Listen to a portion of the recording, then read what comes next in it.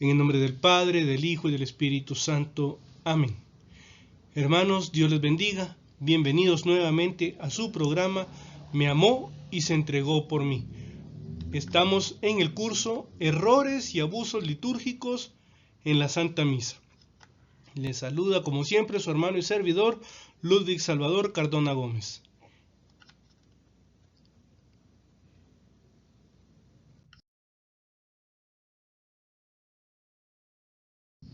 Vamos a continuar con el tema tomar sin seriedad la palabra de Dios.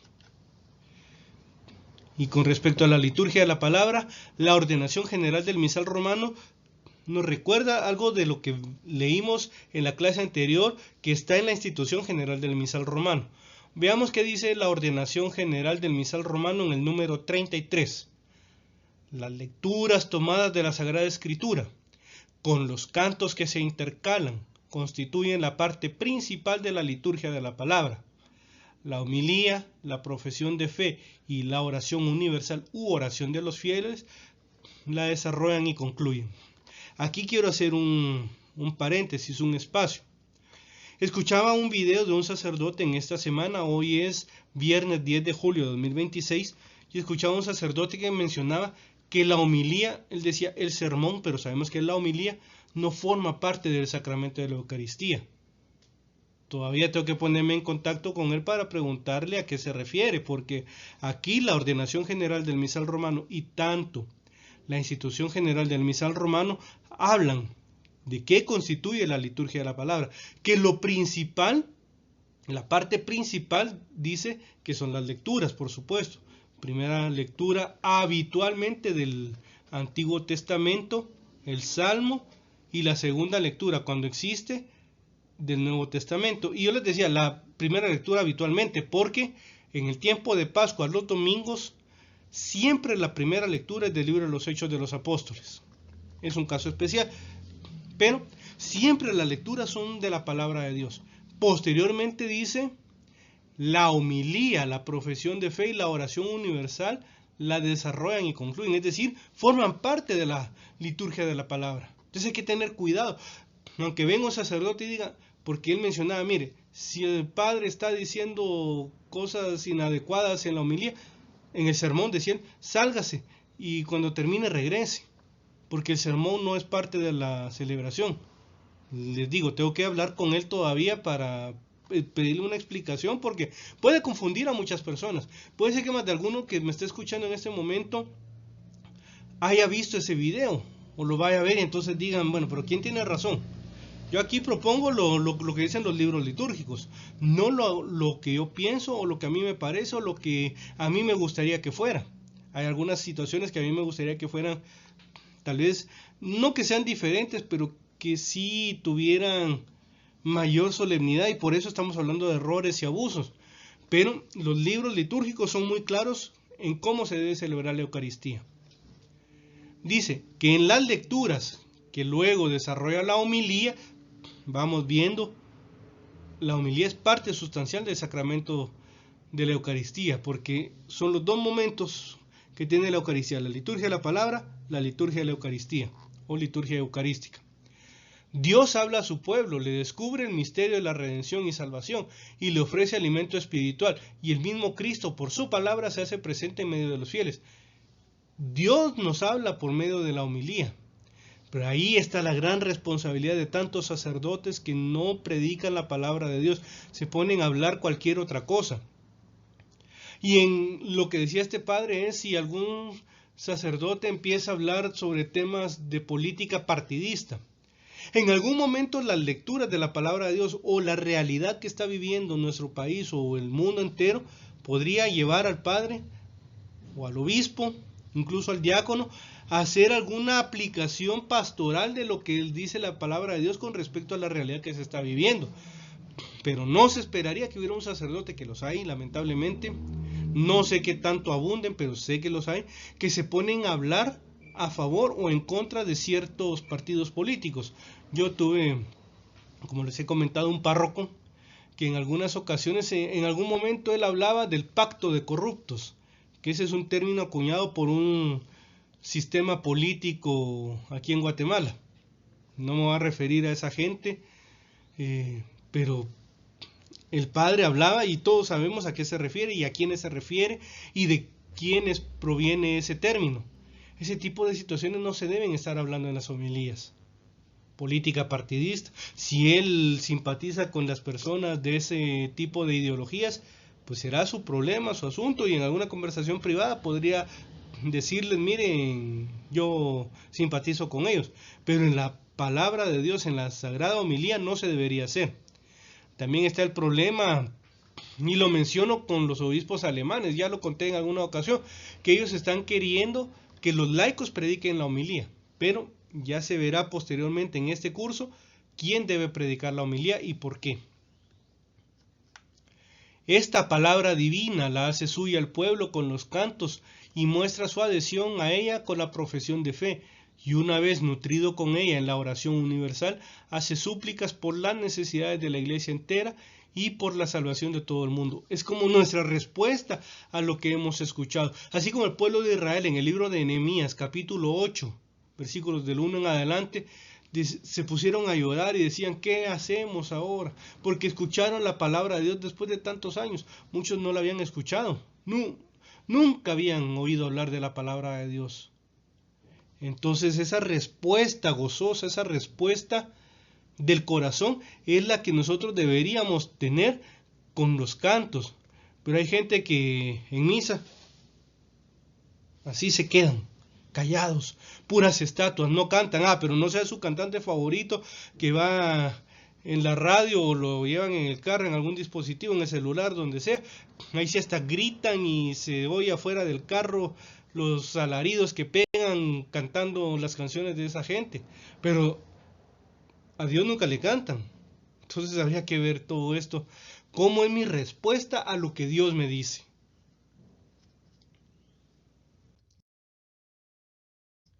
Pero es que también el problema está en que si no me predican la palabra de Dios, sino que me predican cualquier otra cosa, me hablan de cualquier tema que por ahí se le ha ocurrido al Padre, entonces no están fortaleciendo mi fe.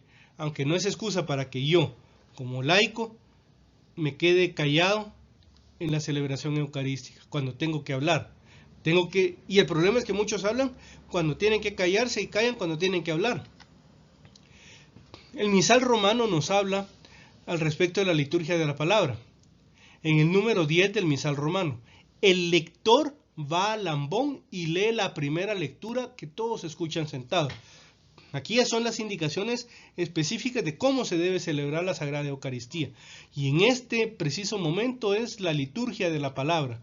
¿Cómo debe ser el lector? No cualquier persona que apareció por ahí, como ya les decía en la ocasión anterior.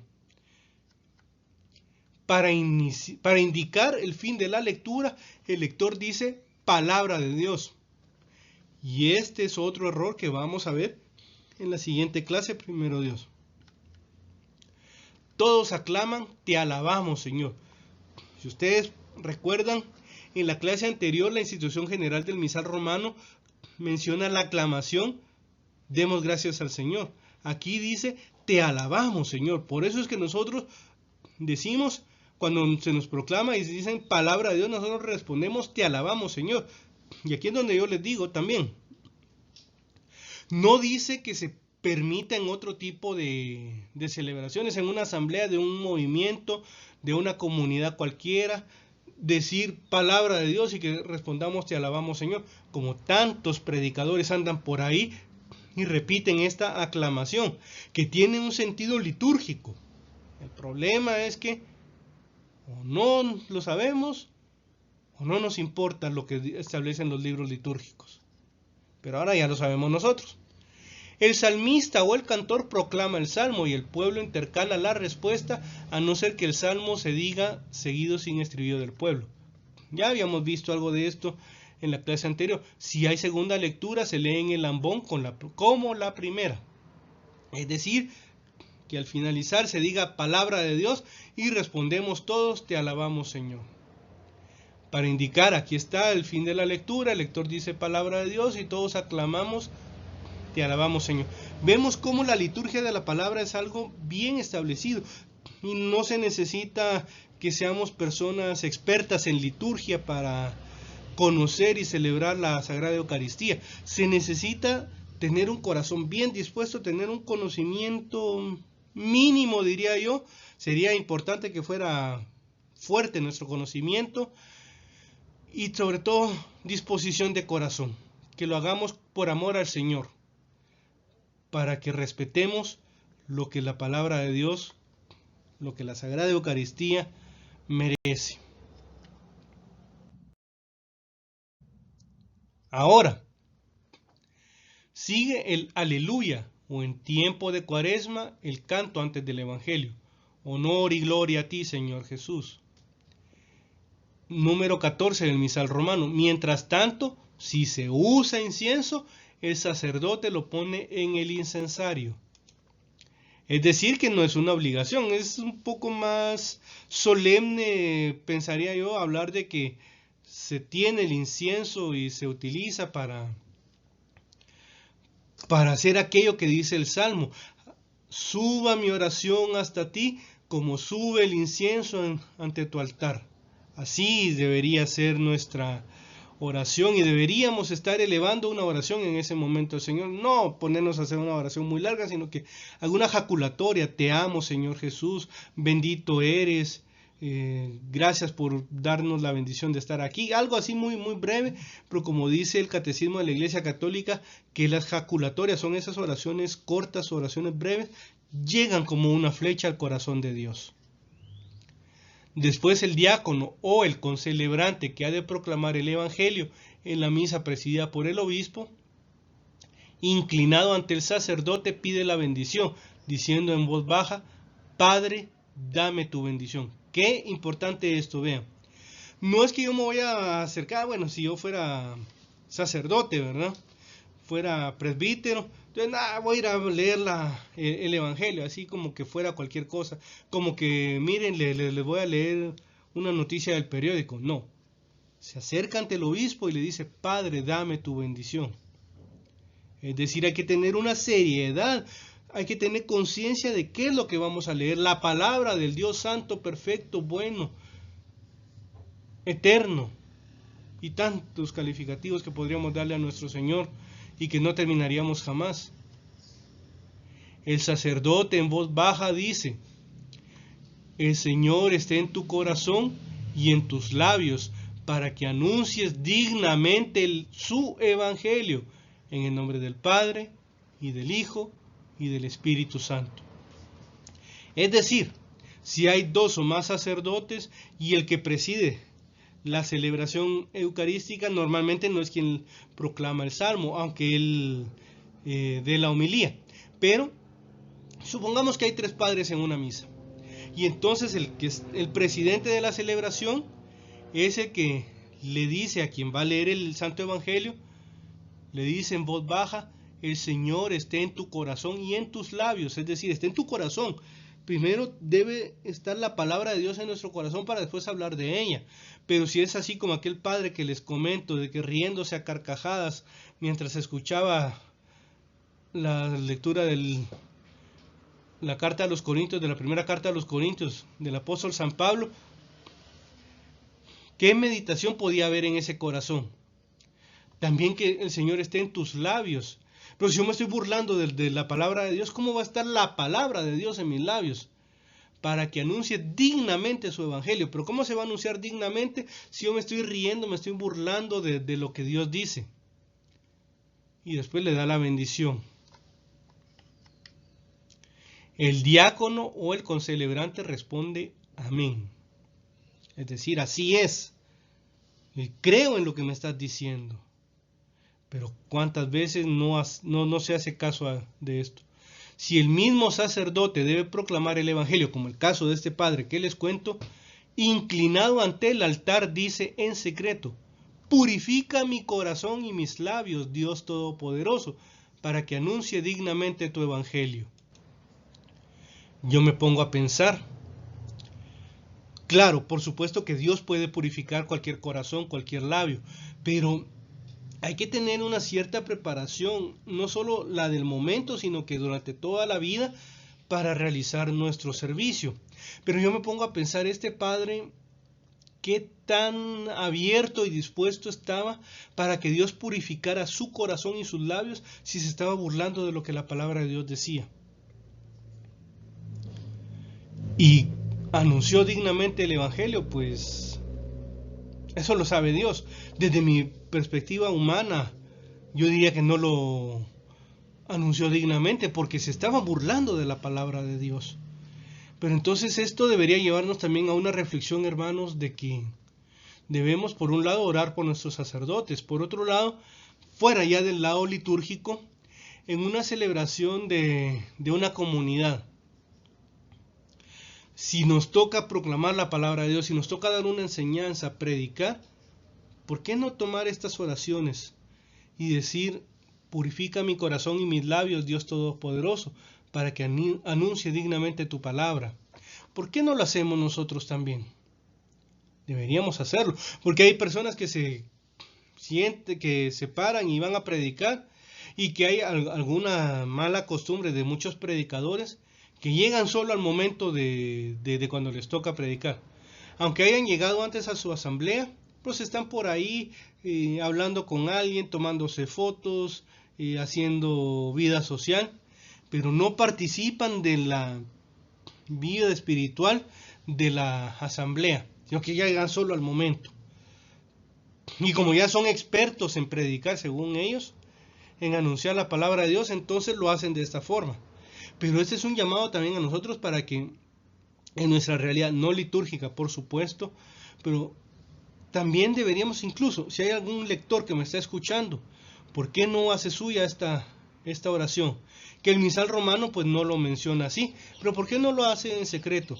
Purifica mi corazón y mis labios, Dios Todopoderoso, para que anuncie dignamente tu palabra. Y es que el problema está muchas veces en lo que yo les decía en otra clase de aquellos niños en mi parroquia, que una tarde antes se ensayan para el día siguiente, y por eso es que no se anuncia dignamente la palabra de Dios, porque no hay un estudio, no hay una práctica durante toda una semana por lo menos. Y la palabra de Dios es algo digno, es de lo más digno que tenemos, entonces deberíamos hacerlo. Pero vemos cómo el misal romano nos enseña cosas que no están a la vista de todos. Yo de hecho tengo que confesarlo, yo no sabía de estas cosas hasta que empecé a estudiar estos temas, que también a mí me sirven de estudio, de aprendizaje, que primero Dios, en unos meses o años, no sé cuándo, quiero escribir este libro. Ahora, esto es diferente al otro curso que estamos llevando, meditando la palabra de Dios para amarle más cada día. Aquí es primero el curso y después será el libro. En aquel caso fue primero el libro y después el curso. Y este está entre los proyectos que les he comentado en otras ocasiones. Pero yo también estoy aprendiendo junto con ustedes.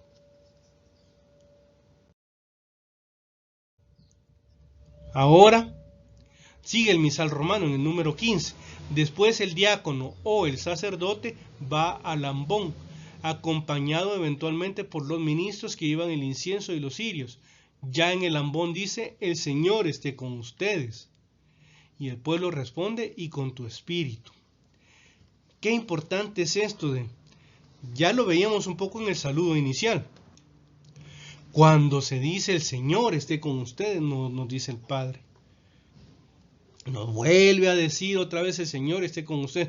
Es que es una reunión de fe, es una asamblea santa la que se está reuniendo ahí. No es un grupo de personas para hablar de cosas interesantes, de cosas políticas, del último partido de fútbol que hubo o de cualquier situación que esté pasando en la sociedad. No nos estamos reuniendo para hablar del clima. Estamos para celebrar nuestra fe en el Señor Jesús, crucificado en la cruz del Calvario, sepultado y resucitado, y que vive ahora entre nosotros, para seguir celebrando el sacrificio incruento del Señor Jesús. El diácono o el sacerdote dicen después lectura del Santo Evangelio según San Mateo, San Marcos, San Lucas o San Juan, que son los 4 evangelistas. Y entonces ya se nos proclama la palabra del Señor. Y mientras tanto hace la señal de la cruz sobre el libro y sobre su frente, labios y pecho. Es algo santo, es algo sagrado, no es cualquier cosa. No es como también aquí dice el misal romano, lectura del Santo Evangelio según San. Pero también he tenido algunos párrocos que han dicho, les proclamo el Evangelio de según San Mateo, por decirlo, según San y el evangelista. ¿Cómo que les proclamo? Las rúbricas, es decir, las indicaciones que da el misal romano, no permiten alternativa en este caso. Dice, lectura del Santo Evangelio según. No es que les proclamo la palabra de Dios o les proclamo el Evangelio, no se trata de eso. No nos están explicando ni aclarando nada. Hay que celebrar la Sagrada Eucaristía de una manera digna. El pueblo aclama gloria a ti, Señor. Esto es lo que nos enseña el misal romano sobre la lectura de la palabra de Dios. Entonces, recordemos, hermanos, que la Iglesia siempre ha venerado a la palabra de Dios como al cuerpo místico, al cuerpo mismo del Señor. Esto está en la Dei Verbum número 21 del Concilio Vaticano II, un concilio que ha sido ampliamente criticado por tantos sectores y que ahora con el cisma de la fraternidad sacerdotal San Pío X ha como que ido tomando un poco de más fuerza las críticas de algunos sectores dentro de la Iglesia. Y por si ustedes no habían escuchado este término, se los comparto. Yo confieso que hace un par de años, si mucho, ya por el año 2024, posiblemente 2023, escuché ese concepto. Yo no sabía de ese término, lo que algunos sectores dentro de la Iglesia Católica hablan el espíritu del concilio. ¿Cómo así el espíritu del concilio? Cuando hablan del concilio están hablando solo del Vaticano II. No critican otros concilios, sino que este concilio. Ellos dicen, es lo que el concilio quiso decir y no es lo que el concilio dice. Pero, ¿quiénes son ellos para decir qué es lo que quisieron decir los padres conciliares? Al final, lo que está en los libros, en las constituciones, en los decretos, es lo que está. El problema, como dicen algunos, es que hay palabras o hay términos o hay pasajes del Concilio Vaticano II que son ambiguos, que podrían dar lugar a interpretaciones un poco extrañas. Pero la clave de interpretarlo, como decía San Juan Pablo II y el Papa Benedicto XVI, el Concilio Vaticano II tiene que leerse en clave de continuidad. Hay otros que lo quieren leer en clave de ruptura. ¿Y a qué se refiere eso de clave de continuidad y clave de ruptura? Clave de continuidad, es decir, seguirlo interpretando a la luz del magisterio tradicional de la Iglesia, lo que la Iglesia ha enseñado durante 20 siglos, y no lo que algunos quisieran que se hubiera enseñado. Porque clave de ruptura es, no, miren, fundamentado en el Concilio Vaticano II, algunas personas pueden decir, todas las iglesias son iguales, todas las religiones son iguales, lo dice el concilio. No. Si hay partes como la declaración Nostre Aetate, creo que es la que algunos ha traído algún tipo de confusión. Si hay algún pasaje ahí un poco extraño y que alguien diga, esto da pauta para decir que todas las religiones son iguales, hay que recordar que el Señor Jesús, y aquí es la palabra de Dios, no es ni siquiera la enseñanza o la reflexión teológica de la Iglesia, no es el sensus fidei, el sentido de la fe, sino que la palabra del Señor en San Juan 14:6 dice el Señor Jesús, Él dice, yo soy el camino, la verdad y la vida, nadie viene al Padre si no es por mí. Nada de que todas las religiones son iguales. Es que posiblemente Nostre Aetate dice tal cosa, no importa que lo diga. Si lo dejó un poco abierto, un poco confuso, hay que interpretarlo a la luz de la palabra de Dios y a la luz de la enseñanza de la Iglesia Católica. Eso lo aclaro por el tema del Concilio Vaticano II, que habla aquí de la Dei Verbum número 21.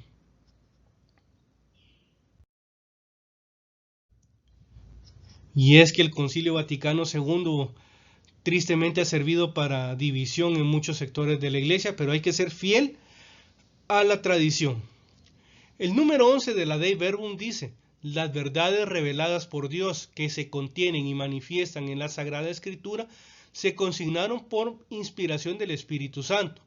La Santa Madre Iglesia, según la fe apostólica, tiene por santos y canónicos los libros enteros del Antiguo y Nuevo Testamento, con todas sus partes, porque escritos bajo la inspiración del Espíritu Santo, tienen a Dios como autor y como tales se le han entregado a la misma iglesia.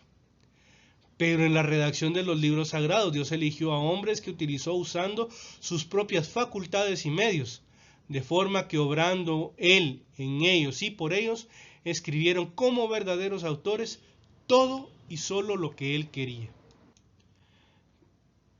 Algunos piensan o han querido pensar de que Dios le fue dictando a los profetas, a los jueces, a los reyes, a los escritores sagrados, mira, ahora pon esto, pon aquello, pon lo otro. No.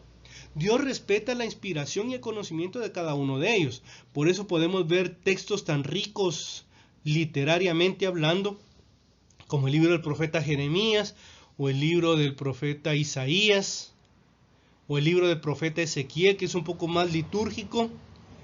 Pero hay libros que son un poco más drásticos, iba a decir más crudos, más simples, como el libro del profeta Amós, cuando a las mujeres pudientes, adineradas de aquel tiempo les dice vacas de Basán. No podemos esperar que el profeta Jeremías, Ezequiel o Isaías tratara así a estas personas, porque el mismo profeta Amós dice, yo no soy profeta ni hijo de profeta, soy cultivador de higos. Es decir, Dios escogió a personas con una preparación muy grande, muy importante, académicamente hablando, pero también tomó a personas del campo, personas que posiblemente no sabían leer ni escribir y que le pidieron a otras personas, mira, escribí esto, o que tal vez sabían leer y escribir muy poco y no tenían una gran cultura, una gran formación. Entonces Dios infundió su Espíritu Santo para hablar por medio de ellos. Pero no podemos decir ni olvidar, no podemos dudar que la Biblia es palabra de Dios. Sigue el número 11 de la Dei Verbum. Pues como todo lo que los autores inspirados o agiógrafos, que es el término griego, agios, santo, grafos, escritura, afirman, debe tenerse como afirmado por el Espíritu Santo. Hay que confesar que los libros de la Sagrada Escritura enseñan firmemente, con fidelidad y sin error, la verdad que Dios quiso consignar en las Sagradas Letras para nuestra salvación, no para entretenernos, no para convencernos, no para enseñarnos algo nuevo, para nuestra salvación. Así pues, toda la Escritura es divinamente inspirada y útil para enseñar, para arguir, para corregir, para educar en la justicia, a fin de que el hombre de Dios sea perfecto y equipado para toda obra buena. Segunda carta del apóstol San Pablo a Timoteo, capítulo 3, versículos 16 y 17. Entonces vemos tanta riqueza. Tomemos con seriedad la palabra de Dios. Y esta es una muestra, un extracto, es un número de la Dei Verbum. Pero podríamos leer también la Divino Afflante Spiritu. Es una carta encíclica, si no estoy mal, es del Papa Pío XI o Pío XII, en la que habla un poco sobre la inspiración de la palabra de Dios, la inspiración del Espíritu Santo para escribir la palabra de Dios, o también el libro La interpretación de la Biblia en la Iglesia, documento oficial de la Iglesia. Entonces, es importante conocer libros fieles a la tradición que nos hablan de lo que es la palabra de Dios y también pedirle a nuestros sacerdotes y a nuestros ministros, lectores, que respeten la palabra de Dios y nosotros respetarla y transmitirla con amor y con fidelidad a nuevas generaciones. Demos gracias a Dios por hablarnos por medio de su palabra y acojámosla con gratitud y reverencia, porque en caso contrario estaremos despreciando a Dios mismo. Y creo que a ninguno de nosotros nos gusta que cuando damos un regalo lo dejen ahí tirado y que, va, gracias, y lo tiren. Eso hacemos con la palabra de Dios y la tratamos irreverentemente.